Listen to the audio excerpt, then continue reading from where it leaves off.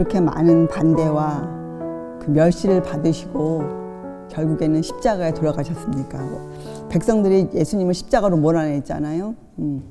성경 말씀을 응하게 하신 것도 있지만 사람들은 예수님의 거룩함, 예수님의 그 순결성 이런 것들을 볼 때마다 나도 저분처럼 되었으면 좋겠다 이런 마음을 품기보다는 자기들의 그 마음에 품고 있는 은밀한 죄들이 드러날 때마다 너무 싫었어요.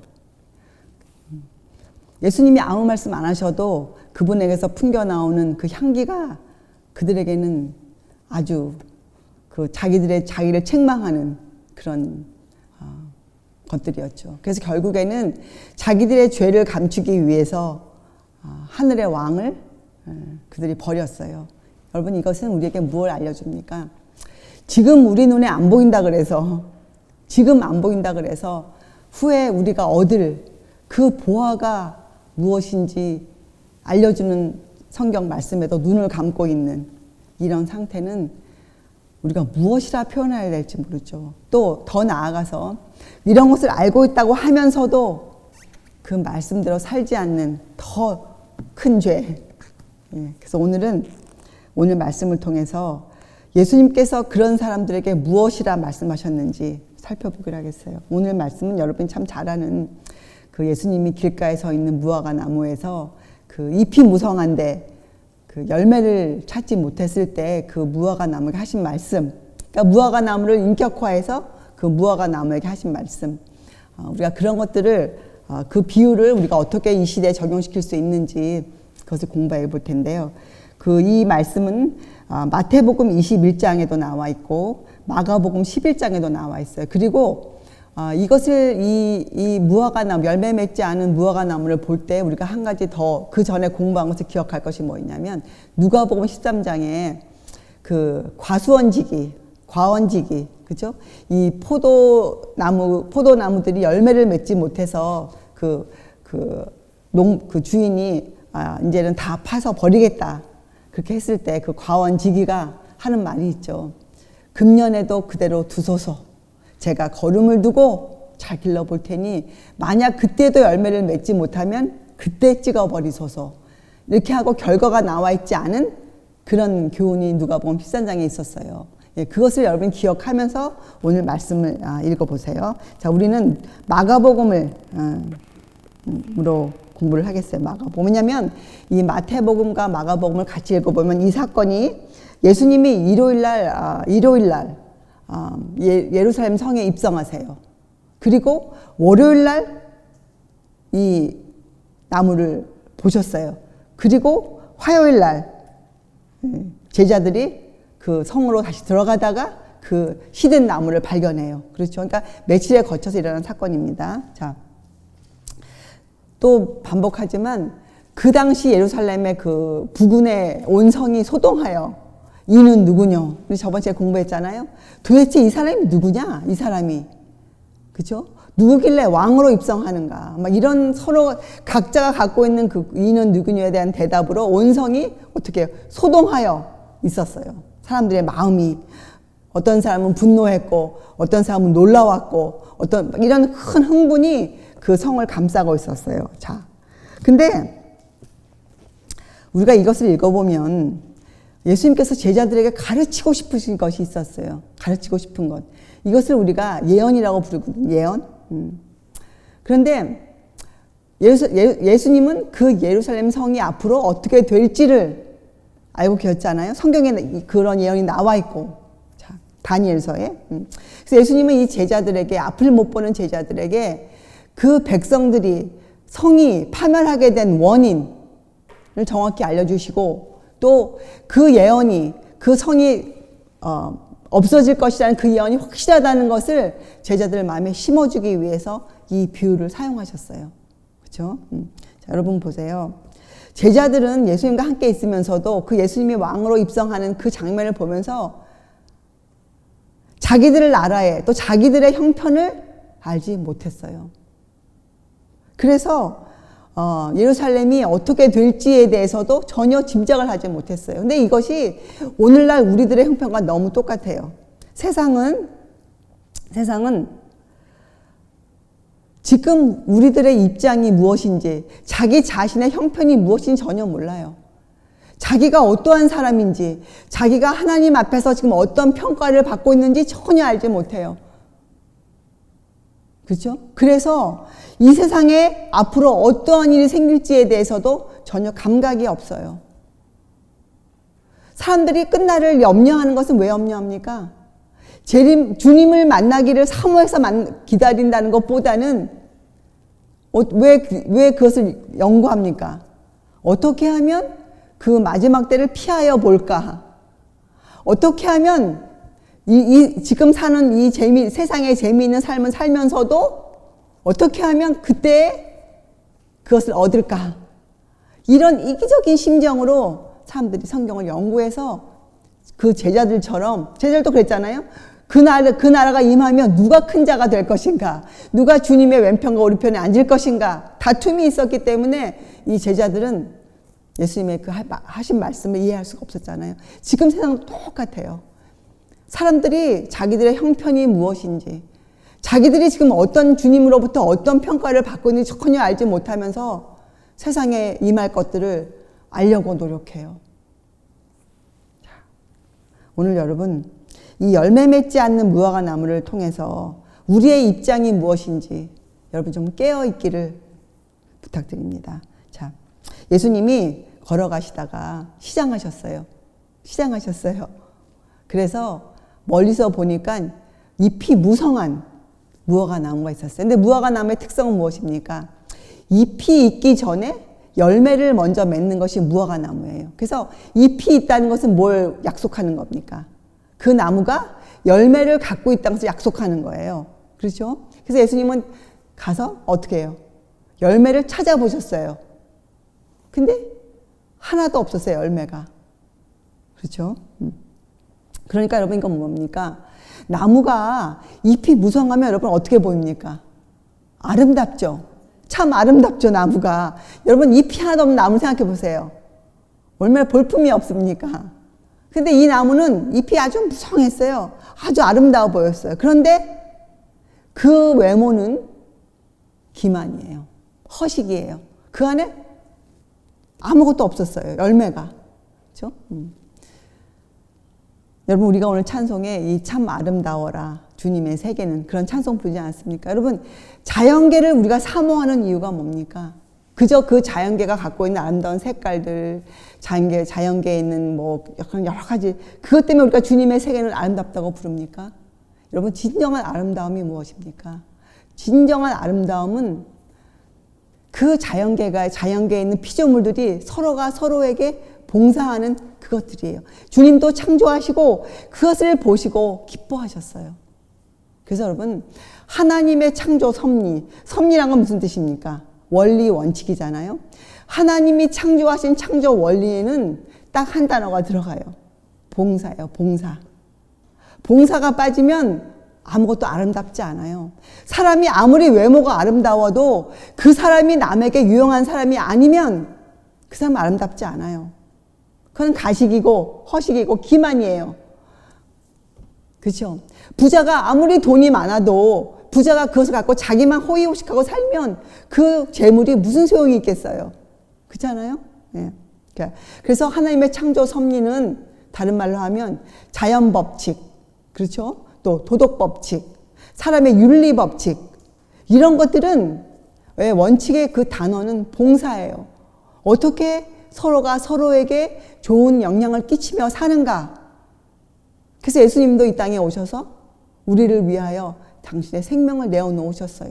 우리의 유익을 위하여 그분이 사셨어요. 그래서 여러분 우리가 믿는다, 주님을 믿는다 할 때는 이것을 기억하셔야 돼요. 인자가 온 것은 사람의 생명을 멸하러 한 것이 아니요, 온 것이 함이 아니요, 구원하려 함이라. 여러분 이 구절이 여러분과 저의 믿음의 근간으로 서 있어야 돼. 그래야 오늘 이 말씀, 예수님이 이 무화과 나무를 저주하지 않습니까? 그때 우리가 오해를 하지 않아요. 사람들은 이렇게 오해합니다. 예수님을 믿는다고 하면서도 자기의 삶 가운데 기대하지 않았던 이것을 사랑이라고 부를 수 있을까 하는 어려움이 닥쳐올 때 어떻게 합니까? 의심해요, 주님을. 과연 날 사랑하시나? 그분의 사랑 의심하지 않습니까? 근데 여러분 가만히 생각해 보세요. 사람들도 자기 자녀가 극한 위험에 처해 있을 때 어떻게 합니까? 얘 조심해 이렇게 합니까? 무엇이 먼저 나옵니까? 말보다 행동이 먼저 나오죠. 그걸 도와주기 위해서. 그렇잖아요? 그래서 어떤 때 주님께서 우리의 인생 가운데 섭리로서 우리가 그 순간 이해하지 못한 어떤 사건을 일으키실 때가 있어요. 근데 우리 안에 믿음의 근간이 없으면 주님께서 이 땅에 오신 것이 우리를 멸망하려며 함이 아니요 구원하신다는 그 말씀에 대한 믿음이 약하면 어떻게 돼요? 그때마다 우리가 흔들려 버려요. 과연 사랑하시나? 하고 주님을 의심해요. 그 말씀을, 약속을 의심해요. 그렇죠? 약속을 의심한다는 것은 주님을 의심하는 거잖아요. 그렇죠? 자, 그래서 우리가 믿어야 할 원칙이 있어요. 하나님은 인애를 기뻐하시는 분이시라. 하나님은 악인의 주는 것을 기뻐하지 아니하노라. 이런 것들이 우리 마음에 믿음의 근간으로 있어야 돼. 그래서 우리에게 베푸시는 그 섭리를 우리가 이해 못할지라도 우리가 그 안에서 주님을 믿을 수 있는, 여러분 오늘 우리가 읽는 이 말씀의 끝이 어떻게 됩니까? 믿음으로 끝나요. 여러분 22절부터 보면 이렇게 나오잖아요. 베드로의 질문에 답을 하세요. 예수께서 대답하여 저희에게 이르시되 하나님을 믿으라. 내가 진실로 너희에게 이르노니 누구든지 이 산더러 들리어 바다에 던지오라 하며 그 말하는 것이 이룰 줄 믿고 마음에 의심치 아니하면 그대로 되리라. 여러분 이건 뭡니까? 우리의 생각으로 되지 않을 것 같은 일들, 그죠? 불가능해 보이는 일일지라도 우리가 믿음으로 믿으면 어떻게 그 일이 이루어진다는 주님의 약속이세요. 그런데 이것을 하기 전에 우리에게 뭐가 필요합니까? 우리의 형편에 대해서 알고 있어야 돼요. 그리고 성경에서 말씀하시는 그 예언에 대한 그 안목이 있어야 돼요. 예언을 어떻게 볼 것인가? 예언을 어떻게 볼 것인가? 그렇죠? 자, 예수님은 그 무화과 나무에서 열매를 찾지 못하시고 이렇게 말씀하셨어요. 이제부터 영원토록 사람이 내게서 열매를 따먹지 못하리라. 참 엄청난 말씀 하셨죠. 근데 이것은 비유잖아요. 자, 이거 우리가 어떻게 이해해야 합니까, 여러분? 우리가. 주의 말씀을 안다고 하면서도, 주의 진리를 이해한다고 하면서도 그 열매를 맺지 못하고 사는 그 삶의 결과가 그 삶에 대한 보상으로 무엇을 받을 것이라는 결과를 주님이 예언하셨거든요, 성경에는. 그렇게 뭐라고 나와 있습니까? 너희가 점도 없고 흠도 없이 그렇게 되지 않으면 무엇이 기다리고 있다는 거예요. 예, 불못이, 영원한 불못이 기다리고 있다는 것이 계시록의 말씀이잖아요. 그렇죠? 그래서 예수님은 이스라엘 백성에게, 지금 우리들에게도 우리가 구원받지 못하는 그 원인과 그렇게 됐을 때 임하게 될 형편에 대해서 정확히 말씀하고 계신 거예요. 열매 맺지 못한 무화과 나무를 통해서. 그리고 누가복음 13장을 통해서 이 열매 맺지 못하는 무화과 나무에게도 기회를 주셨었어요. 지금 우리에게도 기회를 주시고 계세요. 그래서 우리가 이것을 은혜의 기간이라고 부르죠. 어떤 기회를 주십니까? 우리가 이 말씀에 대해서, 주의 말씀에 대해서 알고자 하는 마음을 가지기를 원하세요. 여러분, 사람들이 이런 핑계를 곧잘 댑니다. 어떤 일이 생겼을 때, 알지 못했습니다. 죄송합니다. 미안합니다. 이렇게 핑계를 대는데 여러분 그것은 겸손한 대답이 아니에요. 무지는 그 사람이 한 행동을 용서할 수 있는 근거가 되지 못해요. 무지. 왜 그렇습니까? 이 시대의 무지란 것은 정말 몰라서가 아니에요. 여러분 무지는 뭐가 원인입니까? 무지는 알면 알 수 있는 것을 알고자 하지 않았기 때문에 그 사람이 무지한 상태에 놓여 있는 것이에요. 그렇죠? 사람들이 왜 예수님에 대해서 알지 못합니까? 믿지 못합니까? 여러분 지금 이 시대처럼, 우리 시대처럼 이 말씀에 대해서 풍부하게 널려있는 때가 없어요. 성경이 각 나라의 언어로 번역되어져 있죠. 또 그 성경을 도와주는 많은 책들이 나와 있죠. 또 우리의 믿음의 조상들, 선지자들의 증언들이 있죠. 종교개혁을 일으킨 마르틴 루터의 고백들이 있죠. 오늘 그 찬송 불렀잖아요. 예, 당할 자 누구랴. 그러나 주님이 함께 하시면, 그 대장 되시는 그분이 함께 하시면 넉넉히 이기노라. 그게 루터의 고백이었잖아요. 그런 사람들의 간증이 수없이 많아요. 우리에게는. 너무 똑같아요. 이스라엘 백성은 그 옛날 이 희생 제사를 1000년 넘게 드리고 있었어요. 이 희생 제물 제사, 성소 제도를. 그러면서도 그들이 그 희생 제물의 원형 되시는 주님을 십자가에 내몰았어요. 그것과 우리 주변에 손만 뻗치면 알 수 있는 예수님에 대한 그 많은 진리들을 개의치 않는 이 무지함, 어떤 핑계를 대겠습니까? 단 한 가지예요. 나는 알고 싶지 않노라. 나는 원치 않노라. 나는 알고자 하지 않노라. 그런 반역적인 마음을 보여주고 있는 거예요. 여러분, 크리스마스 때가 돼보세요. 얼마나 많은 사람들이 동방박사와 어린 아기 예수가 있는 그런 사진들을 서로 주고받고 캐롤을 부르고, 그죠? 얼마나 많은 일들을 벌립니까? 그러나 정작 그날의 주인공 되시는 예수님에 대해서는 사람들이 알고자 하지 않아요. 그분이 누구신가? 그분이 왜 이 땅에 오셨는가? 그분은 나를 위해서 왜 생명을 내어놓으셨는가? 그분이 왜 나의 구세주가 되시는가? 그분이 이 땅에 다시 오신다는데 그때는 어떤 일들이 벌어질 것인가? 이런 놀라운 하늘에서 주는 정보, 요새 사람들은 정보를 좋아하지 않습니까? 하늘에서 주는 정보에 대해서는 전혀 관심이 없어요. 전혀. 여러분, 누가복음 13장에 나오는 그 과원지기의 그 결과는 거기 성경에 적혀져 있지 않아요. 그게 무슨 말입니까? 그 결과는 누구에게 달려있다는 거예요. 그건 예수님께 달려있지 않은 거예요. 예수님은 당신의 온 힘을 다해서 그들을 가꾸셨어요. 그들이 찍혀버림을 당하느냐 아니면 그들이 살아나느냐는 누구에게 달려있는 거예요? 그들에게 달려있는 게 여러분과 저에게 달려있는 거예요.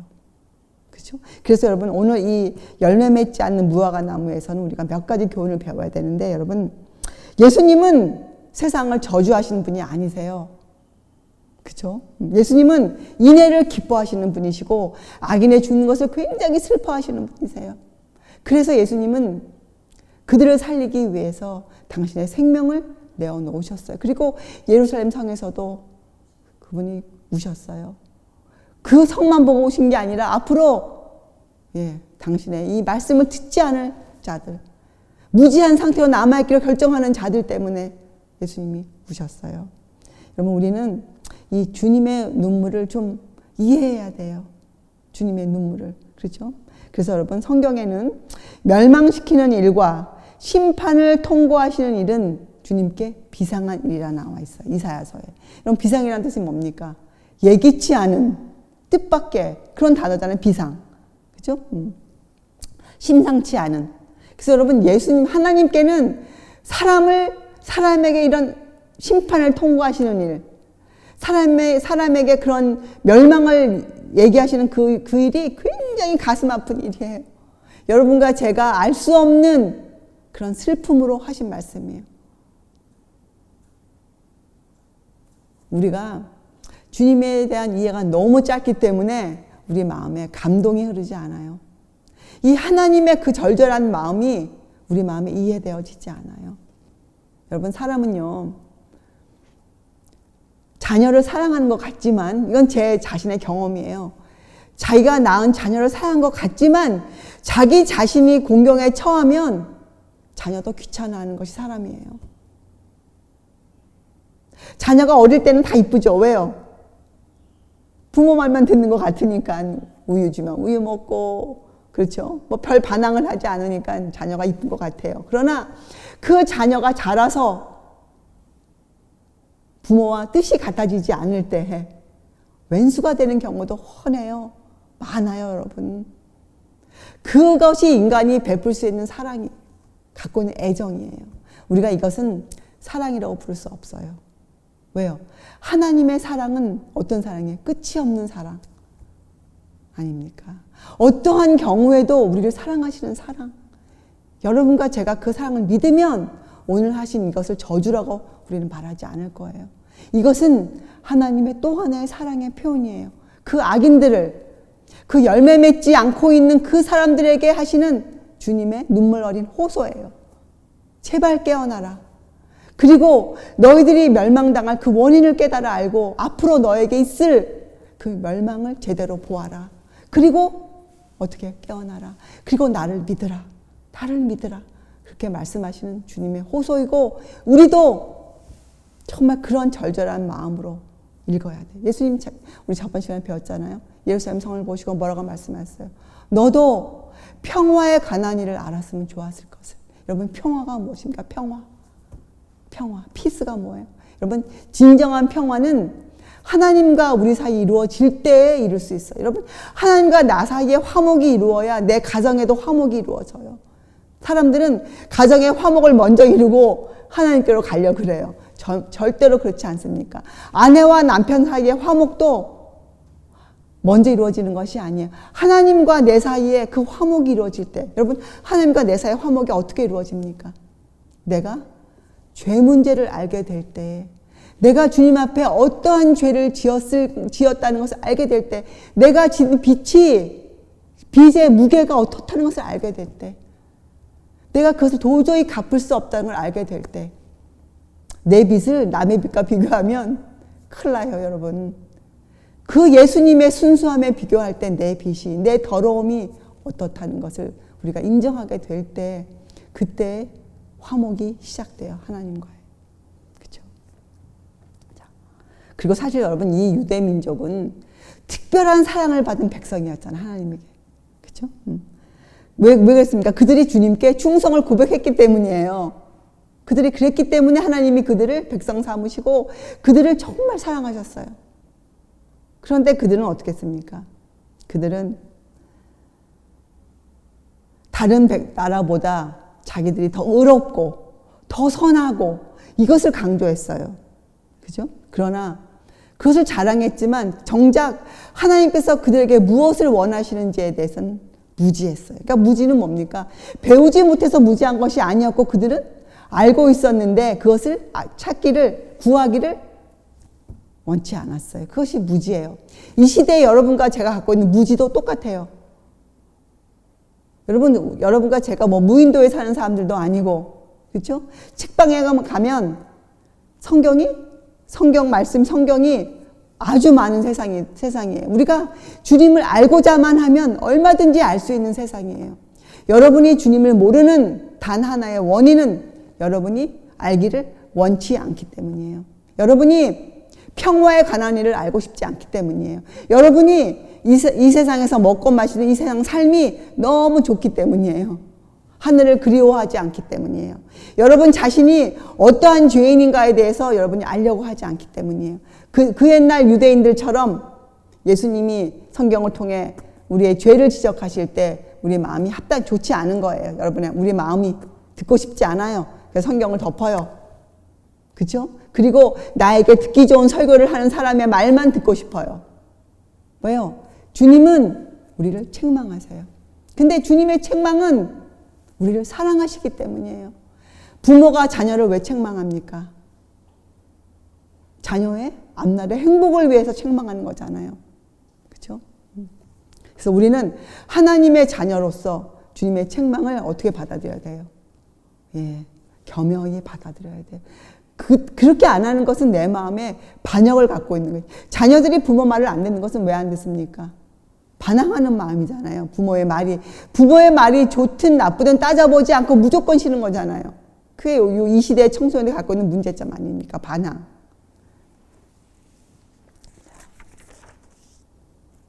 그래서 여러분, 하나님의 창조 섭리를 여러분 기억하세요. 하나님의 창조 섭리, 자연 법칙, 도덕 법칙, 즉 하나님의 법은 왜 우리에게 법을 주셨습니까? 우리를 사랑할 수 있는 사람으로 만들어 주시기 위해서. 그래서 하나님의 법을 두 가지로 표현되어 있죠. 예수님께서 하나님을 사랑하는 것과 이웃을 사랑하는 것. 그것이 하나님의 법이 요구하는 것이잖아요. 그래서 여러분, 하나님의 법을 여러분 나무가 열매를 맺으려면 무슨 법칙에 따라야 됩니까? 자연 법칙에 따라야 돼요. 나무가 자기 마음대로 열매를 맺는 것이 아니에요. 법칙에 따라 열매를 맺을 수 있어요. 우리 사람들도 하나님의 법대로 인생을 살아내야 우리에게 합당한 열매가 생겨요. 구원 받을 수 있는 열매. 그래서 여러분, 이 하나님의 법이라는 것은 이 시대에 너무나도 높임을 받아야 되는, 우리가 살 수 있는 단 하나의 유일한 방법이에요. 더 나아가서 그 법대로 사신 예수님에 대해서 우리가 알게 되는 것. 그죠? 여러분, 유대인들은 이 자기들의 드리는 이 그 제사의식, 지금으로 말하면 예배죠. 그 형식을 굉장히 중요시 여겼어요. 그래서 그들의 모든 일생에 그 힘이 어디에 들어가 있었습니까? 어떻게 성전을 지키고 어떻게 그렇게 그런 의식을 행하는가. 굉장히 엄격했죠. 그런데 그 예배 형식은 엄숙했지만 그 안에 뭐가 없었습니까? 참 회개가 없었어요. 더 나아가 믿음이 없었어요. 지금 교회들도 예배를 중요시 여기죠. 그렇죠? 네. 세상에서 막 살다가도 일주일 내내 아무 생각 없이 자기 마음대로 막 살다가도 예배 드리는 날 하루를 위해서 모욕제계하고 좋은 옷 갈아입고 그런 마음, 그런 태도로 예배당에 가자는 사람들이 또 1시간 동안 엄숙한 마음으로 예배를 드리잖아요. 그리고 나오면 또 뭐 합니까? 나오면 그전 살던 방식 그대로 살아요. 그것이 이 시대 종교계가 갖고 있는 예배예요. 형식을 중요시 여기지만 그 안에 하나님과의 화목을 위해서 상하고 통회하는 그 심령은 빠져 있는 거예요. 그래서 회개가 없어요. 회개. 그죠? 그들이 말로는 하나님을 높여요. 찬양하고, 그죠? 전도사업 한다 그러고 말로는 하나님의 법을 높여요. 그러나 그 하나님의 법을 증거하는 순종은 전혀 보이지 않아요. 그죠? 그들이 말은 많이 하죠. 주님에 대해서. 그러나 그들이 주님처럼 살지는 않아요. 이것을 예수님께서는 허식이라 부르셨어요. 근데 이것은 기만이에요. 기만. 자기 스스로에게 기만 당하고 있으면 여러분 앞이 안 보여요. 자기 앞날에 어떤 일이 놓여 있는지 보이지 않아요. 그렇죠? 그래서 여러분 무화과 나무에 내리신 이 형벌을 통해서 예수님께서는 이런 허식이 하나님의 눈에는 얼마나 가증한가를 보여주신 거예요. 얼마나 가증한가. 그래서 여러분 지금도 많은 사람들은 이 성경 말씀의 진리가 우리가 사람들이 살고 있는 그 생활 습관, 행습, 사람들이 사는 모습, 사람들이 옳다고 여기는 그런 것들, 또 사람이 타고난 경향, 나는 원래 그래. 사람들이 성경 말씀 알면서도 성경 말씀에 이렇게 살라고 나와 있지 않습니까? 이렇게 얘기해서 사람들이 뭐라고 답합니까? 저는 원래 그래요. 그러나 주님을 믿어요. 이렇게 앞뒤가 안 맞는 말을 하잖아요. 예. 사람들은요, 이 성경 말씀이 자기들과 조화가 되지 않아요. 자기들이 갖고 있는 생활 그 패턴, 생활 사는 방식과 주님의 사는 방식이 조화되지 않아요. 그래서 어떡합니까? 그래서 성경책을 덮는 거예요. 성경을 읽지 않는 거예요. 성경이 지루한 책이에요. 그것은 진리의 빛을 거절하는 거예요. 밝은 빛이 아무리 와도 여러분 커튼을 열지 않으면, 그죠? 두꺼운 커튼을 열지 않으면 그 집에 그 빛이 들어갈 수가 없어요, 여러분. 여러분 마음을 가리고 있는 여러분의 전통, 여러분의 습관, 여러분 잘못된 생각들, 이것을 내어버리지 않으면 우리의 마음에 해보다 더 빛난 그 주님의 빛이 진리의 말씀이 들어가지가 않아요. 그래서 되는 듯 했다가도 또 돌아가고 성장이 이루어지지 않는 거예요. 여러분 나무가 해를 받지 못하면 어떻게 됩니까? 죽잖아요. 죽어요. 열매 맺지 못하면 죽어요. 왜 죽습니까? 아무런 도움을 주지 못하기 때문에. 아무리 아름다운 사과나무가 있어도 맛있는 사과를 주지 못하면 우리에게 그 나무는 어떻게 해요? 과은지기가 필요 없죠. 땅만 차지하고 있잖아요. 어떻게? 찍어버려야죠. 그리고 열매 맺을 수 있는 좋은 나무를 심어야죠. 자, 여러분 하나님께서는 우리 마음에 성경 말씀에 드는 어떤 의심을 일으키는 어떤 것들을 다 없애지 않으셨어요. 일일이 다 우리에게 설명해 주시지 않으셨어요. 왜 그랬습니까? 왜 그랬을까요? 예, 우리는 믿음으로 주께 나아가야 되기 때문이에요. 우리의 믿음. 우리가 그 믿음의 근거를 찾아서 우리가 믿음을 세워야 되기 때문이에요. 믿음으로.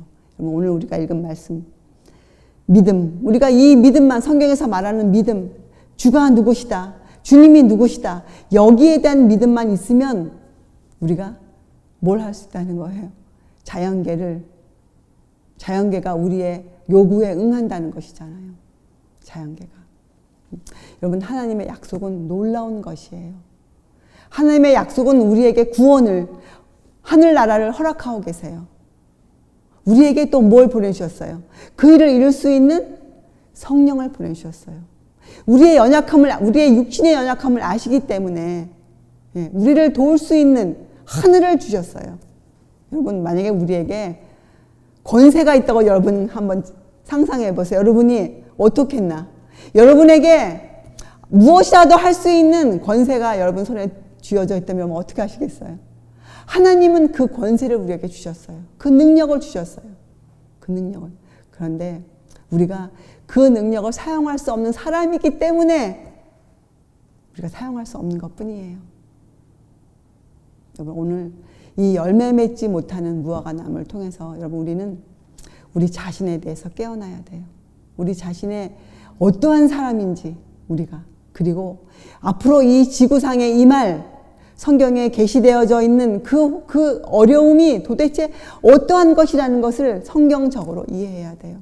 그리고 우리가 어떻게 하면 그 환난을 통과할 수 있을런지, 거기에 대해서 주신 하나님의 말씀을 여러분이 찾아서 연구해서 여러분의 믿음으로 세워놓아야 돼요. 그러면 우리가 요동치 않는 믿음으로 서 있을 것이에요. 그래서 여러분과 제 일생에 어떠한 일이 밀려와도 우리가 믿음을 붙잡고 이겨낼 수 있는 그런 하나님의 종들이 될 겁니다. 그래서 주님은 분명히 교회를 찾으신다 약속하셨어요. 어떤 교회? 바로 이런 교회. 주님을 믿고 요동치 않는 교회. 그래서 여러분, 교회는 건물이 아니에요. 그렇죠? 그리고 우리가 하나님께 드리는 예배는 여러분, 형식이 결코 아닙니다. 예배는 온 마음을 다하여 그분께 나아가는 것이에요. 우리가. 그죠? 온 마음을 다하여. 우리가 입고 있는 옷, 우리가 모욕을 했니, 안 했니, 아니면 우리가 무슨 어떻게 했니, 이런 것이 전혀 중요한 것이 아니에요. 하나님 앞에 나아갈 때는. 우리가 어떠한 마음으로, 어떠한 태도로, 어떠한 삶으로 주님께 나아가고 있는가. 이것이 가장 중요한 것이에요, 여러분. 오늘 여러분, 이 무화과 나무에 내린 형벌을 여러분, 어떠한 시각으로 여러분이 보셔야 되겠는가. 깨어나지 않으면 우리에게 임할 그 사건을 여러분 좀 기억하세요. 그리고 깨어나세요. 우리가 어떠한 죄를 지은 죄인인지 남을 보지 마세요. 하나님 앞에 여러분 자신을 좀 들여다보세요. 예수께서 사신 그 봉사의 생애를 여러분의 생애와 좀 비교해 보세요. 여러분은 어떻게 살고 있는가? 그러면 답이 나올 거예요. 여러분, 어떤 답이 나올까요? 우리가 어떻게 살아야 할지에 대한 답이 나와요. 그래서 하나님은 우리 마음에 있는 장애물들을 다 제거하지 않으셨어요. 장애물을 제거하는 건 누가 해야 되는 겁니까? 여러분과 제가 우리 스스로 해야 되는 일이에요, 장애물.